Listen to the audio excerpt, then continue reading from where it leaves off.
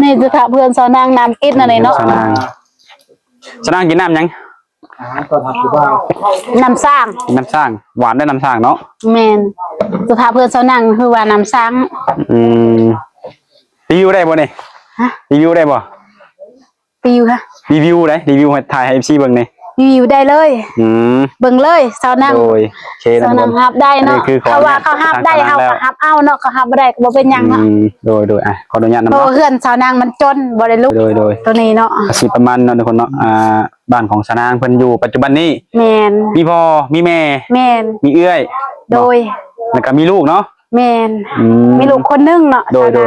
เป็นแม่ห้างผู้ใดฮับได้ก็ฮับเอาฮับบ่ได้ก็บ่เป็นยังเนาะเป็นโมกันก็ได้โดยสภาพเพื่อนแบบนี้แหละคือก็เอาขออนุญาตสาวนางแล้วเป็นทีเรียบร้อยเนาะตัวนี้เนาะเบิ่งเฮือนสภาพเพื่อนสาวนางเลยบ่ได้บ่สาวนางนอนจ้ะบนนั่นบนสาวนางโอ้นอนนอกแม่อันนี้คือบน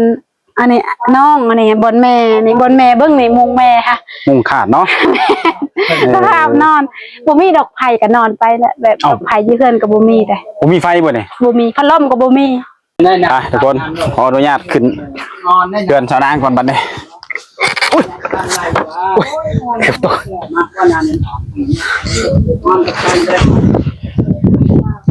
เบิกประเด็นอย่างไร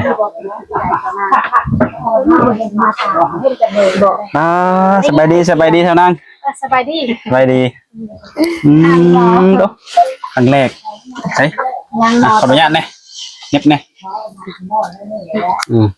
มาแต่ใส่มาแต่พาผู้ตู้ไปเลาะบึงหน้าเลาะบึงเขาสาวนางงามบ่นั่นแหละไปสำรวจมาก่อนเราก่อนที่มาอยู่แม่นฮากตาเขาบามาเก็บเขาซอย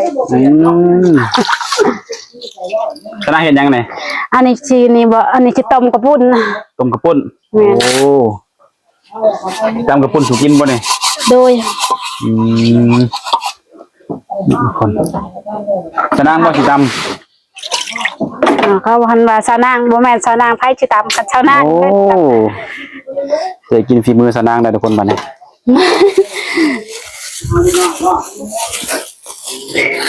ตำข้าวปุ้น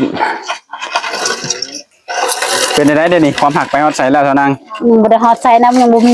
มีแต่เขามีหั่นน่ะมีเบอร์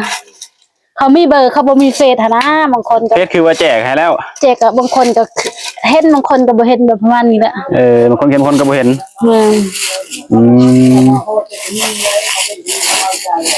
ผู้บ่าวยังโทรมาอยู่บ่เดี๋ยวนี้ไงก็หลายคนอยู่หลายเขาโทรมาทางเบอร์เนาะนี่ก็ทางเบอร์อาจจะหลายทางเฟซอาจจะบ่มีเนาะทางเฟซยังบ่มีแต่ทางเบอร์เนาะป้ามันสิบ่อยู่เด้อตัดรถทางไงหักเนาะหักรถตัดรถผ่าพันรถพันรถใช่ป่ะห้องสีเคียงแล้วก็พันรถเลยยากหลายห้องให้รถบริแรงรถเลยบริแรงเนาะพันรถมันต้มแล้วก็จะล่างใหม่อยู่แม่จะบอกยังสิล่างอยู่ต้มมาก็ต้องถอกใช้น้ำมาต่างหากอีกมันยาวพอเนาะตัวนี้ก็ตัดเนาะหยาบเนาะก็บอกเขาสนางเห็ดแล้วไปเลยสนางเห็ดแล้วทีนี้นายแล้วสนางเห็ดแล้วได้สำนี้เนาะถ้ามันมาอยู่ให้ได้จ้ะเนาะตำรวจบันมันเปื่อยจะหน่อยกับมาลงให้มันเลย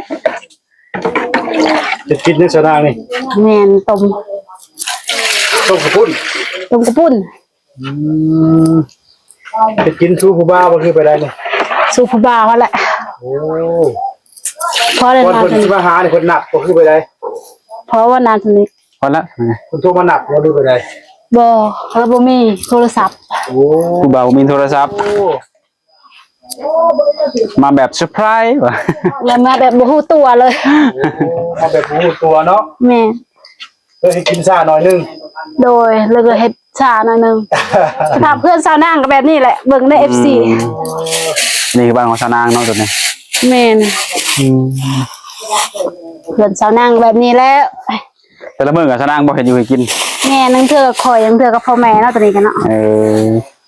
ยันเฮ็ดบ่ถูกใจเขา ผู้ใดอยากเฮ็ดนะผู้ใดว่าโอ้แล้วกันนะ แต่ว่าจะกินอะไรเห็ดเอานั่นเองมันบอก แม่นผู้ใดอยากเฮ็ดเอาผู้ใดบ่อยากก็แบบไปก่อนเนาะ ออกไปเบิด ยังตะกะแตน มันลี มันลี่ มันลีมาเฮ็ดมันหาปีกิน บุญบรอดมันเนาะยังลี่กับบุวิดลี่อะ มันยังบ่วิด กินต้มน้ำกระปุนเอ้ย มันกระปุนผู้บ่าวมาจากเถื่อแล้วนี่ บ่าวยังบ่เห็น มาได้ผู้มามื้อนี้นะ มื้อนี้เห็นบ่มีเลย ไอ้สมามื้อนี้นะผู้บ่าวเหรอวะ แม่น เนี่ยจากเถื่อแล้วเรามามื้อนี้ตั้งแต่เรามาเนี่ย ละมานบ่ แม่น 2 เทื่อมื้อซื่นนี่มื้อซื่น มาซื้อนี่เราก็มา หาลืมบ่วันซื่นนี่เรามาเบิ่งจะพาเพิ่นสาวนางแล้วนี่แหละ ตกลงกับเราแล้วบ่คือไปได้นี่ ยังบ่ฮู้เนาะตัวนี้พ่อแม่ก็ยังบ่ได้ตกลงพ่อแม่ว่าเวลาเบิ่งก่อนเบิ่งกันก่อนเนาะ แม่สนางอย่าว่าเบิ่งกันก่อน แม่น สำหรับสาวนางนี่จ้ะมัน สำหรับสาวนางก็เบิ่งกันก่อนเนาะว่าทุนหาเอาไปแล้วแบบยันมันบ่ดีหันนะถ้าเวลาก่อนคบเบิ่งกันก่อนเนาะ เวลาเป็นขอพิสูจน์เนาะ แม่น สิใช้เวลาดนทำได้สาวนาง หาก็เบิ่งก่อนเนาะคบกันก่อนหาก็เบิ่งนิสัยนี่ยังบ่ฮู้ มีสายใจคอกันก่อน แม่นยังบ่ฮู้เนาะ คือว่าสาวนางมีคนให้เลือกหลายบ่จักบ่ ยังบ่มีตัวนี้ เนี่ย พวกนายบุคคลไทยนะนี่คนไทยเนาะไทยมัน เจ้านางผสมใส่กันมันกดบ่ นะมันยังก็อ่ะ ผสมไปใส่กันทำดุกมันทุกไว เด้อหลังอันนี้ หายเบียดกันชนะอีกแล้วมื้อนี้เนาะ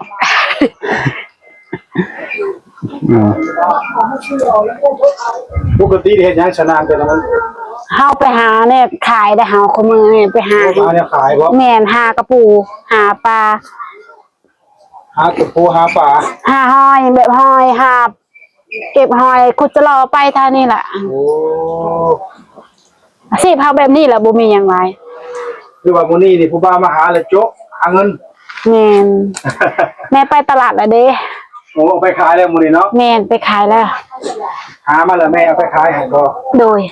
โอ้ คนไทยได้ เจ้านางกำลังมีภัยให้ มี มันลุก ไทยเอาตำกระปุ่นเนาะ สิตำกระปุ่นพาผู้บ่าวกิน ตำแซ่บผู้บ่าวติดใจบ่เมื่อได้จังได๋ แซ่บหรือบ่แซ่บบ่ฮู้เนาะ ผู้บ่าวซื้อมาต้อนมันคือสาวนางซื้อหลักค่ะ ตอนนี้ก็ยังบ่ฮู้เนาะบ่ฮู้ว่า FC ซื้อมา โอ้ซื้อมาเป็นผู้บ่าวเพิ่นมาหาสาวนางเพิ่นซื้อมาให้ชื่อเพิ่นกินมาแม่ บ่หรือว่าเราซื้อก็บ่ฮู้เนาะตอนนี้เฮาก็บ่ฮู้เนาะ บ่ได้ถามแล้วบ่ซะ เฮาบ่ได้ถาม บ่ได้ถาม ผู้บ่าวบ่มีผลงานแล้วนี่ โอ้มีหยังแน่นอกจากตังกระปุ่นให้สุกบ่าวกินมื้อนี้ บ่มีหยังมีแต่กระปุ่นนั่นแหละ มีกระปุ่นบ่ตอนนั้นบ่มีหยังจะพาเพื่อนชาวนางแบบนี้แหละสหายชาวนาเนาะ นี่ก็ธรรมชาติดีสาวนาง สบายดีเว้ยสิทุกอย่างไม่ดีถ้าว่าบ่ดีเด้อ ธร ค่ะ รม ว่า ชาติก็ดีแหละ บางคนก็ว่าดีเนาะบางคนก็ว่าเอ้ยละทุกอย่างเนาะแล้วแต่คนมากแล้วคนบ่มากนะครับมีเนาะ ขึ้นอยู่กับคนเนาะ แม่น บางคนเขาก็เว้าแนวนึงบางคนก็เว้าไปแนวนึง แล้วว่าบางคนก็ว่าเนาะก็พอเราพออยู่ได้เนาะ วันนี้ละลมธรรมชาติวิวธรรมชาติสบายบ่ต้องปวดหัวกับหยัง แล้วอยู่พี่เนาะอายเฮา ชิว แตนก็มาทุกบ่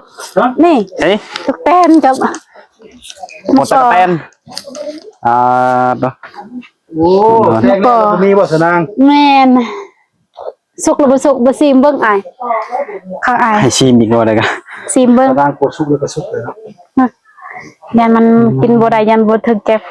สุกหรือบ่สุกเนาะ สาวนาง มันยังอันนั้นนะ ทุกแตนก็มาก่อ มะกอโอ้ คลอแคลได้มาก้อนนะสาวนาง อร่อยนอนทุกคน นี่จะถามเพื่อนสาวนางน้ำกินอะไรเนาะ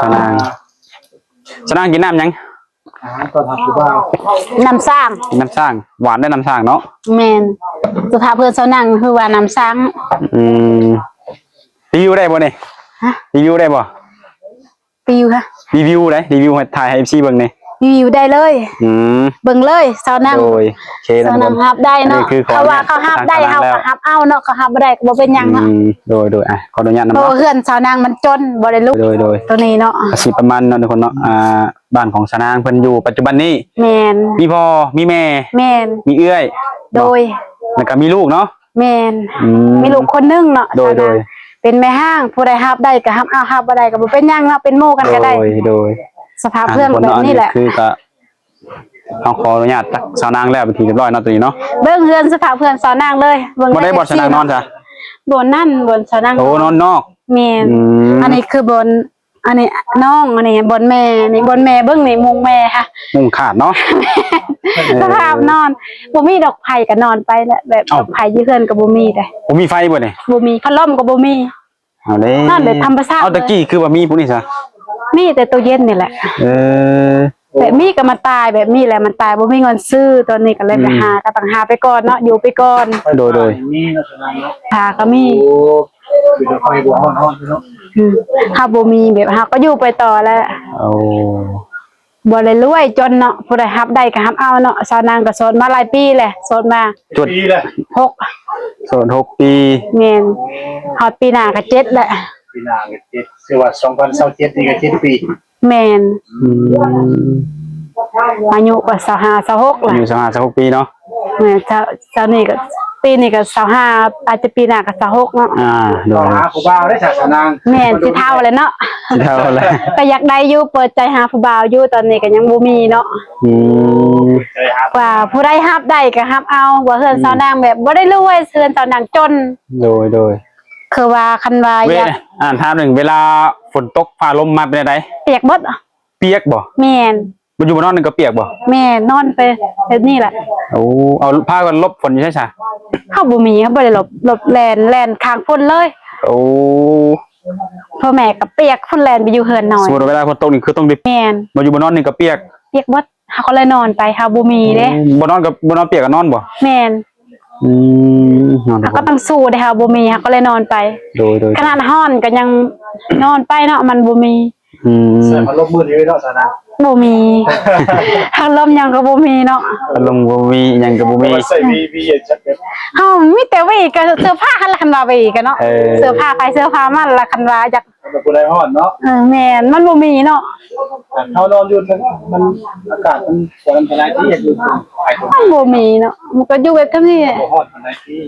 ก็บางเทื่อมันก็ ช่วง ฮ้อ นั้นได้จ้ะช่วงเดือน3เดือน4เดือน5นี่นะ เฮาก็นอนแบบซั่นแล้วมันบ่ บ่ มี มันบ่ฮ้อนอันนี้บ่ ฮ้อนในใจหันฮ้อนแต่เฮาบ่มีเฮาก็เลยนอนไป แบบอยู่ซำแบบบ่มีเนาะว่าแล้ว แม่นว่าสิพื้นใจก็บ่มีเงินซื้อตัวนี้หั่นก็เลยอยู่แบบธรรมชาติเบิ่งเฮือนนี่ก็แบบผ้าหัวเบิด ฝนตกนี่คือเปียกหมดอันนี้เนาะ เปียกเบิด โอ้ ขนาดพัดลมนี่ก็เปียกจะมื้อได้แล้วมันสิตายเนาะมันบ่มีบ่อน้ำแม่นก็เลยแบบอยู่ไปธรรมชาตินั่นแหละ โดย เพื่อนตัวนั้นก็เปียกเพื่อนตัวนี้ก็เปียกเพื่อนดินก็เปียกได้ เปียกกันบ่ มันหัวอยู่ โอ้เรือนหลังคาเนี่ยบุรีแบบมันหัวเนาะ